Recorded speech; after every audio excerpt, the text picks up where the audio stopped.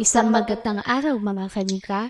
Ang kasaysayang ikukwento ko sa inyo ngayon ay ang buhay ni Benito Mussolini, isa sa magiging kakampi at malapit na kaibigan ni Hitler ng panahon ng World War II. Ang buhay ni Benito Mussolini ay nagdakbay mula sa kanyang pagsilang noong 1883 sa Predapio, Italia hanggang sa kanyang kamatayan noong 1945. Siya ay isang Italian na politiko at diktador na kilala bilang ang pinuno ng pagsasama ng mga nasyonalistang Italiano o Fascist Party. Ang salitang fascist ay nanmula sa salitang Italyano na fascismo. Ang fascismo o fascismo ay isang ideolohiya o pilosopiya ng pamamahala at nagdilayong magpatibay ng malakas at otoritaryanong pamahalaan. Karaniwan yung pagkakaroon ng paghihimasok sa karapatan ng mga mamamayan at pagsasamantala sa ibang grupo o mga pamayanan hindi katulad ng karamihan. Ang mga pasista ay karaniwang nagtataguyod ng panghihimasok ng pamahalaan, nasyonalismo, militarismo at pag-aalis ng mga karapatan at kalayaan ng mga mamamayan para sa kapakanan at kapangyarihan ng Estado. Sa kasaysayan, pinakakilalang halimbawa ng pasistang rehimen ay ang pamamahala ni Benito Mussolini sa Italia noong 1922 hanggang 1943. Noong panahon ng diktadura niya, itinaguyod niya ang malawakang propaganda, supresyon sa kalayaan ng pamamahayag at pagtatag ng korpatistang patakaran.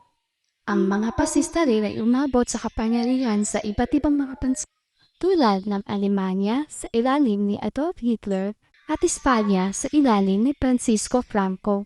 Mahalaga na maunawaan na ang mga pagsasalarawan ng pasismo ay kadalasang kinakamit sa isang partikular na konteksto o kasaysayan at iba-iba implikasyon at kahulugan nito, depende sa perspektiba ng mga tao. Si Mussolini naging bahagi ng pampolitika, aktibidad sa kanyang kabataan at naging manunulat ng mga artikulo para sa mga pahayagan. Ang kanyang pagkahilig sa pagiging isang makapangyarihang lider ay nagdulot sa kanya upang itatag ang Fascist Party noong 1990 sa panahon ng ikalawang digmaan pandaigdig. Si Mussolini ay lumahok sa mga kaganapan at naging kaalyado ng Nazi Germany at Emperohito ng Hapon. Ngunit, noong 1943, bumaliktad ang tadhana niya at nagpatupad ang Italia ng isang pagkawasak at nagtraidor ang mga kaalyado ni Mussolini sa kanya. At ipinatapon siya sa isang isla bago masakote ng mga partisano ang kanyang kampo. Ang mga partisanong pumatay kay Mussolini ay nagmula sa bansang Italia. Sila ay kilalang miyembro ng Italian Resistance Movement o kilusang pagsaluman ng Italia noong panahon ng digmaan.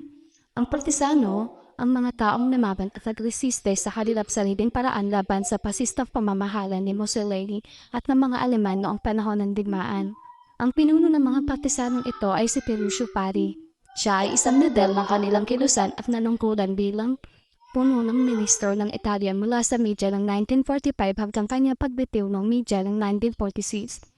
Kasama ni Parri, marami iba pang mga lider at mandirigmang partisano ang nagpatuloy sa kanilang laban para sa kalayaan at pagsakatuparan ng demokrasya sa Italia.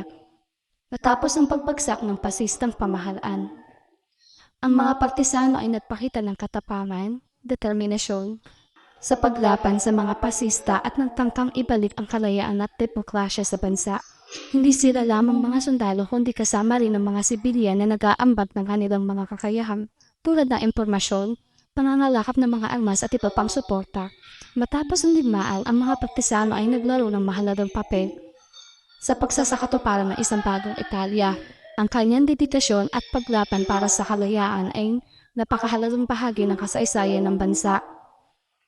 Noong April 1945, hapon sinusubukan ni Mussolini na tumakas, siya ay nadakip at tinatay ng mga partisano. Ang kanyang bangkay ay pinakita sa publiko bilang papala sa mga dating taga-suporta niya. Ang kamatayan ni Mussolini ang isang mahalagang bahagi ng kasaysayan ng Italia at ng mundo dahil nagtatapos ito ng kanyang rehimen at ng panahon ng pasismo sa bansa. Nagustuhan niyo ba ang aking kwento?